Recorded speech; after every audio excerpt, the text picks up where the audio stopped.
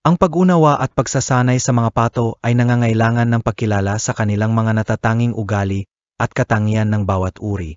Ang mga pato tulad ng Mallard, Pekin, at Muscovy ay nagpapakita ng mga pag-ugali tulad ng paghahanap ng pagkain, paglilinis ng balahibo, at pag-imprinta.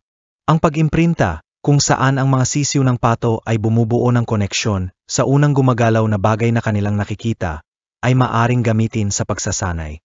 Ang epektibong pagsasanay ay gumagamit ng positibong pagpapalakas gamit ang mga pabuya at par-parehong utos.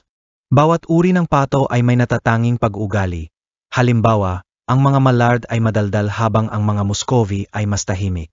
Ang paglikha ng isang kapaligirang angkop para sa mga pato na may malinis na tubig, silungan, at balanseng pagkain ay mahalaga para sa kanilang kalusugan.